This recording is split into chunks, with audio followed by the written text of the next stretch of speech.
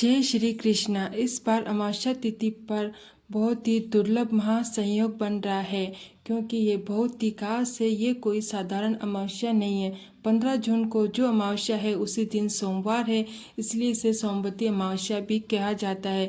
यानी सोमवार के दिन होने के कारण इस अमावस्या के महत्व अधिक बढ़ जाता है। लेकिन ये अधिक मास में आने वाली सोमवती अमावस्या है, जो 30 वर्षों बाद आ रही है। इस दिन दो पवित्र महासंयोग मिल रहे हैं। सोमवार को अधिक मास का अंतिम दिन है और इस दिन सोमवार का भी दिन है और सोमवती अमावस्या भी, जो एक अत्यंत दुर्लभ संयोग है और ये अत्यंत ही पुण्यदायी है, क्योंकि ये 30 वर्षों बाद मिला है ऐसा संयोग। आपने भगवान शिव की पूजा करें, पितरों का तर्पण करें, भगवान गंगा स्नान करें, पवित्र नदियों में स्नान करें, दान कर लिया हो तो अत्यंत शुभ माना जाता है, विशेष फलदायी माना जाता है। इस दिन किया गया स्नान दान अनंत गुना फल देने वाला होता है।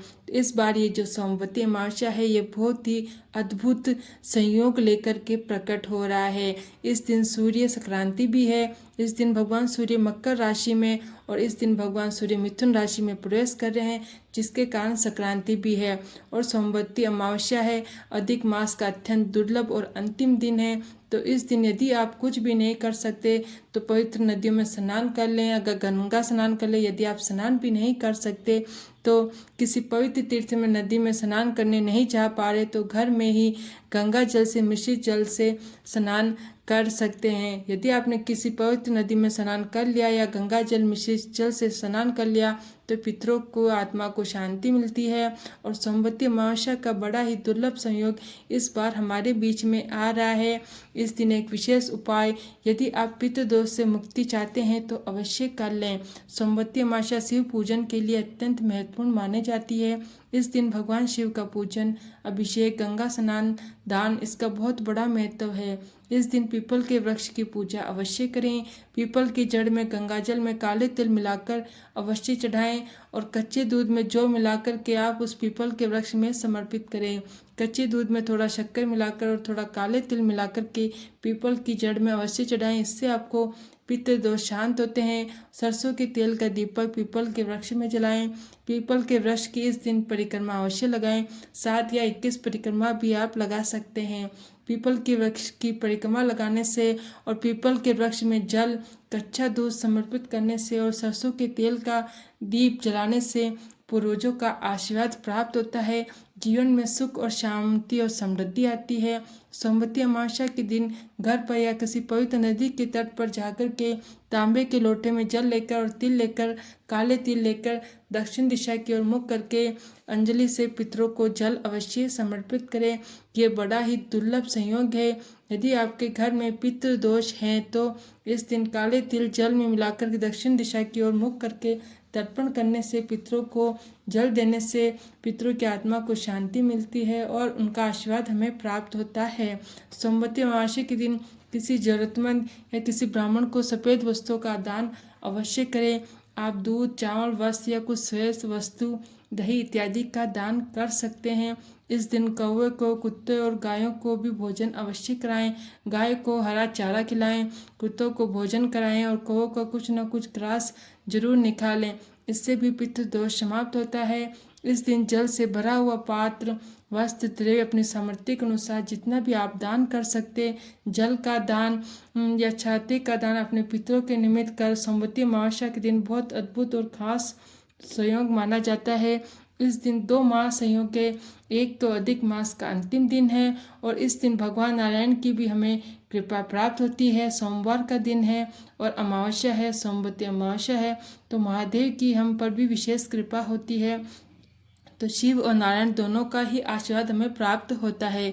तो इनके साथ यदि कुछ उपाय कर ले तो हमें पितरों का भी आशीर्वाद प्राप्त हो जाता। इस दिन सोमवती अमावस्या के दिन आप शिवलिंग पर अभिषेक कर सकते हैं, महादेव का अभिषेक कर सकते हैं। यदि कुछ ना कर पाए तो कच्चे दूध में काले तिल डालकर के महादेव का अभिषेक करें। गंगा जल महादेव को समर्पित करें, गंगा जल से महादेव का अभिषेक करें। महामृत्युंजय मंत्र का जाप कर सकते हैं, शिव चालीसा का पाठ कर सकते हैं, जिससे आपके ऊपर महादेव की कृपा बरसेगी। आपके जीवन के सारे रोग दोष समाप्त हो जाएंगे, क्योंकि महादेव को संकट हरने वाला कहा जाता है।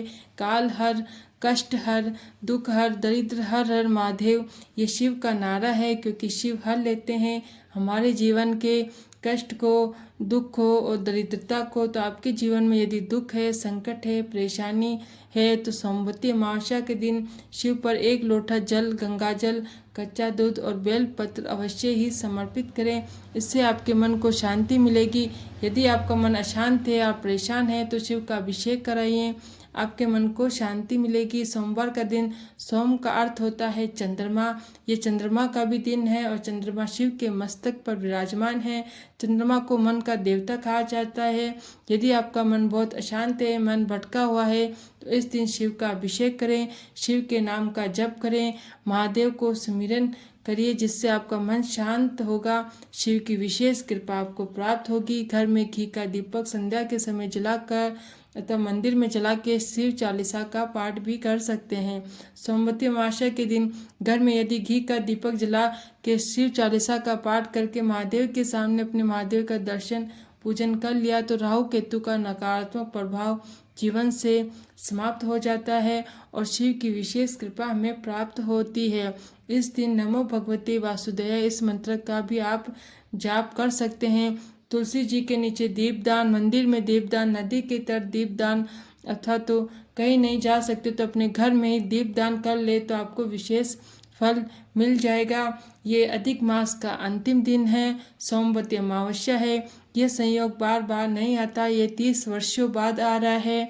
इस दिन संध्या में तुलसी जी के नीचे दीपदान, अपने घर के मंदिर में दीपदान और ठाकुर जी के सामने दीपदान अवश्य करें। इसको हजारों गुना, अनंत गुना फल मिलता है। केवल एक दीपदान करने से ही आपके जीवन के बहुत सारी समस्याएं, दुख, कष्ट और समाप्त हो जाएंगे।